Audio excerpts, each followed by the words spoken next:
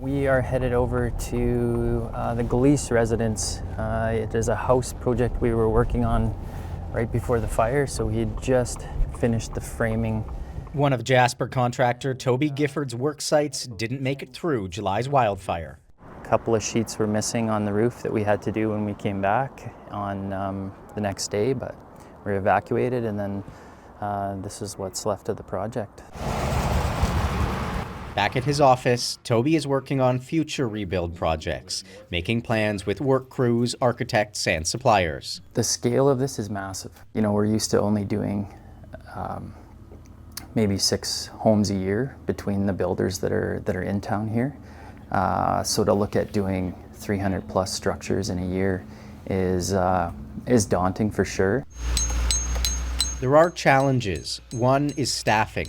There simply aren't enough tradespeople in the area for all the work, so that means finding outsiders to bring in, and some who are local lost their homes. It adds up to people needing to find temporary accommodation, a task recovery officials are working on. Even with crews, some contractors lost their tools in the fire, and Jasper's Home Hardware Building Center, which used to be here, burned too, meaning most materials have to be transported in, complicating logistics. When debris is cleared and rebuilding ramps up, there are rules builders must follow, some to make sure the rebuild fits Jasper's historical architectural style.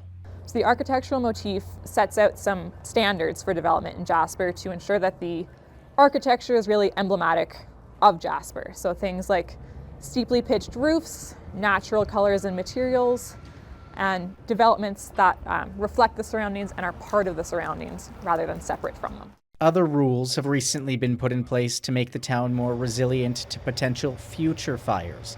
Things like banning wood siding and roofs, using fire-resistant building materials, and enforcing a buffer zone around houses clear of flammable items and vegetation. We want to rebuild. We want to give people lots of options to rebuild. And we want to rebuild in a way that suits the community needs today and into the future. 2,000 kilometers away in Paradise, California, there are similar regulations. Nearly all of that town, formerly home to 26,000 people, burned in a wildfire in 2018. And even with rebuilding frameworks locked in, recovery can be a long process. Our population is at about 40% of our pre-fire population. We're very proud of that. We have recovered a little under 40% of our housing units. We're not working to get back to the population that we were before the fire. We may not get to that population. We may get near that. And we also have always felt it would take at least 20 years to get close to that population. Even after the time investment, using fire-resistant materials, and following regulations, there are no guarantees against Mother Nature. Nothing will make a community fireproof, but all of these things layered together can reduce your risk. It's a truth on the mind of Toby Gifford as we visit the site of his former workshop that burned. The fire-smart materials are only as good as, you know, the size of fire that they're gonna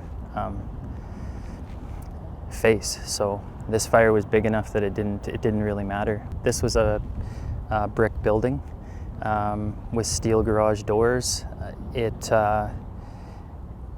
really doesn't matter at that point. In California, some advice for the people of Jasper. We know how difficult this is, and it can feel very hopeless. It's kind of like a roller coaster. There's going to be times that you feel joy and euphoria, and there's going to be times that you feel like you cannot keep going. But over time, it does get better. Acton, Clarkin, CBC News, Jasper.